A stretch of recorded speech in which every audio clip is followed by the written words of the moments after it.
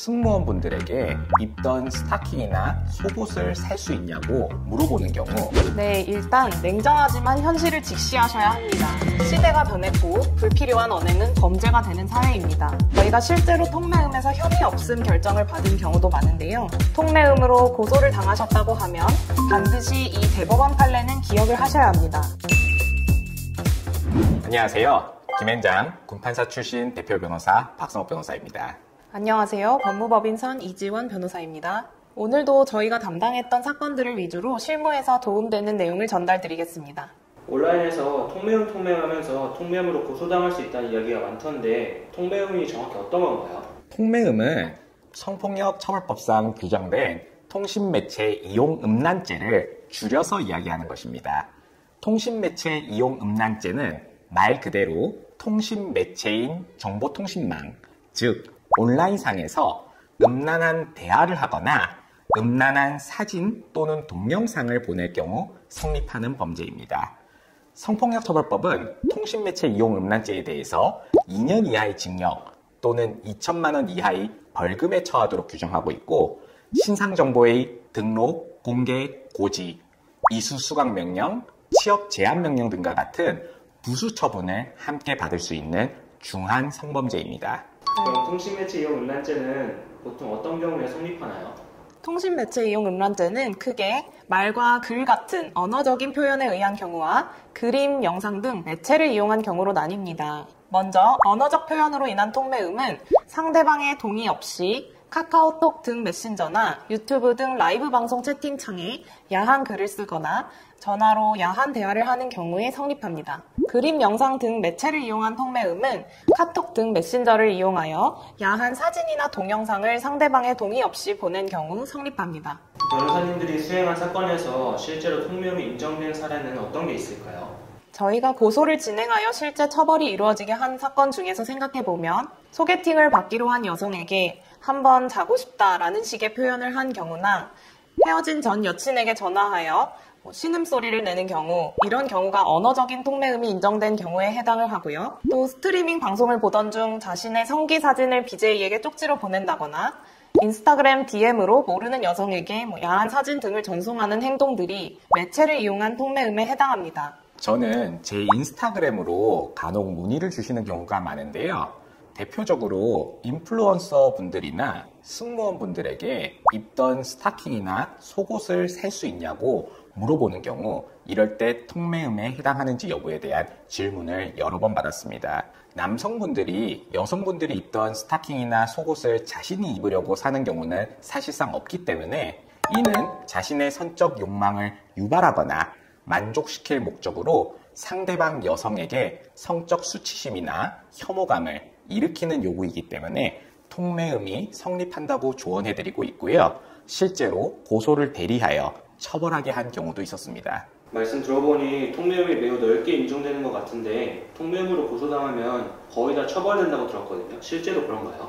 아무래도 웬만하면 온라인상에서 일어난 일들을 가지고 고소까지 진행하는 경우는 많지 않기 때문에 실제 고소까지 진행된 사건은 그 행동이 심한 경우가 많아서 고소를 하면 대부분 처벌된다고 생각을 하시는 것 같습니다. 그러나 저희가 실제로 통매음에서 혐의 없음 결정을 받은 경우도 많은데요. 통매음으로 고소를 당하셨다고 하면 반드시 이 대법원 판례는 기억을 하셔야 합니다. 대법원은 통매음의 구성 요건인 자기 또는 다른 사람의 성적 욕망을 유발하거나 만족시킬 목적을 판단할 때 피고인과 피해자의 관계, 행위의 동기와 경위, 행위의 수단과 방법, 행위의 내용과 태양, 상대방의 성격 등 여러 사정을 종합하여 사회 통념에 따라 판단하여야 한다고 하고, 또 다른 구성 요건인 성적 수치심이나 혐오감을 일으키는 것에 대하여 단순한 부끄러움이나 불쾌감을 넘어 인격적 존재로서의 수치심이나 모욕감을 느끼게 하거나 싫어하고 미워하는 감정을 느끼게 하는 것을 의미한다고 하여, 이를 판단할 때에는 피해자 개인이 아닌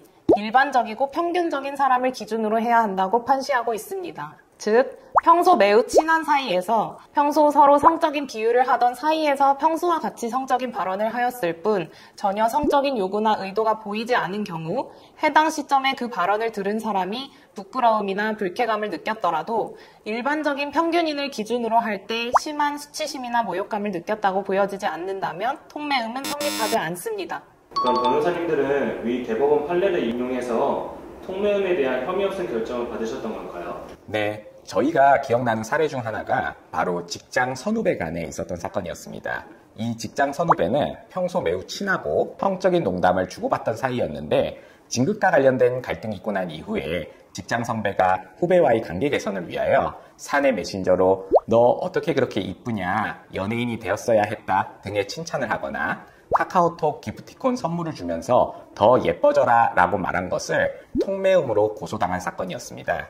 이 사건에서 저희는 앞서 말씀드린 대법원 판결의 기준과 같이 첫 번째, 평소 피의자와 고소인의 관계가 매우 친밀했던 점.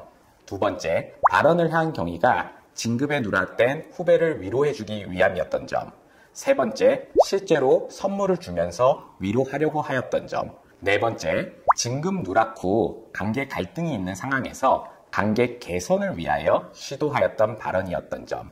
다섯 번째, 평소 고소인은 스스로 더 성적인 발언을 피의자에게 많이 하였던 점 등이 고려되어 저희 의뢰인인 피해자에게 자기 또는 다른 사람의 성적 욕망을 유발하거나 만족시킬 목적이 없었다는 것을 주장하여 혐의 없음 결정을 받을 수 있었습니다. 그런데 변호사님들이 보시기에 통매음 사건에서 부인하기보단 빠르게 자백하고 선처받는 게 더 나은 경우도 있을까요? 먼저 사진이나 영상 등 매체를 이용한 통매음 사건은 거의 대부분 자백 후에 선처를 받도록 조언을 드리고 있습니다. 물론 해당 사진이나 영상이 명백히 문제되지 않을 사진이나 영상이라면 상관이 없지만 대개 통매음 사건에서 문제되는 것은 나체 또는 성기 사진이나 영상입니다. 그렇다면 해당 사진과 영상이 직접적인 물적 증거로 존재하기 때문에 이때는 부인하는 것이 큰 의미가 없어 빠른 자백 후 선처를 받도록 조언을 드립니다. 다음으로 메시지, 통화 등 언어적 표현으로 이루어진 통매음이라고 하더라도 그 내용에 성관계 등 성적인 내용이 직접적으로 언급되어 있으면 앞서 말씀드린 대법원 판례에 의하더라도 자기 또는 다른 사람의 성적 욕망을 유발하거나 만족시킬 목적이 없었다거나 성적 수치심이나 혐오감을 일으키는 것이 아니라고 할 수 없기 때문에 이때는 빠른 자백 후에 선처를 받으시도록 조언을 드리고 있습니다. 선처를 받은 사례 중에서 가장 기억에 남는 사건이 있으신가요? 제가 기억나는 사건으로는 어떤 학생이 소개팅 어플로 연락된 여성과 처음에는 젠틀하게 연락을 주고받다가 나중에 해당 여성의 사진을 보고 실제로 자신이 생각하는 외모를 가지지 않았다는 것을 알게 되어 함부로 대하게 되면서 성적인 요구를 적나라하게 했던 사건이 기억이 납니다. 그 학생은 처음 경찰 조사를 받을 당시에는 두려운 마음에 자신이 연락 초반 젠틀하게 대하였던 것만 언급하면서 절대 성적인 요구가 없었고 통매음이 성립하지 않는다는 주장을 하였습니다. 저희가 항상 언급드리지만 부인을 하여 무혐의를 받기 위해서는 담당 변호사가 모든 증거를 직접 검토하여 무혐의가 나올 수 있는 사안인지를 냉정하게 분석하여야 합니다. 그런데 당시 위 학생은 어머니에게도 이 사건에 대해서 말하지 않고 혼자 변호사님을 선임하여 대응하다 보니 그 변호사님께서 제대로 신경을 못 쓰셨던 것인지 위 학생의 말만 믿고 부인을 했다가 경찰 조사에서 피해자가 제출한 카톡 대화 내용이 모두 제시되면서 매우 좋지 않은 상황이 되었습니다. 그때가 돼서야 위 학생은 비로소 어머니께 말씀드렸고 어머니께서는 성범죄 사건 성공 경험이 많은 저희 로펌을 찾아주셨습니다. 그때까지만 해도 어머니께서는 아들을 믿으려고 해서 통매음을 부인하는 방향으로 저희에게 문의를 주셨는데요. 저희가 매우 단호하게 부인을 하면 저희가 이 사건을 대응해 드릴 수는 없다. 처벌받을 게 눈에 뻔히 보이는데 부인하게 하는 것은 저희가 죄를 짓는 거다 라고 하며 한참 동안 어머니와 실랑이를 해서 자백하는 재조사를 경찰에 요청하여 번이 자백하고 피해자와 합의하는 방향으로 진행하였습니다. 어머님께서는 이렇게 진행하는 과정 속에서도 저에게 자백하는 게 맞냐고 저와 몇 시간씩 통화를 하시면서 울었다가 화내었다가 다시 저와 화해했다가를 반복하셨는데요. 결국 사건을 기소유예로 잘 마무리하자 어머님께서는 너무 고마워하셨고 지금도 종종 전화를 오셔서 지인 사건을 소개시켜 주기도 하시며 저와 좋은 관계를 유지하고 있습니다. 지금 통매물 사건으로 고소되어서 고민하고 계신 분들한테 한마디 부탁드릴게요.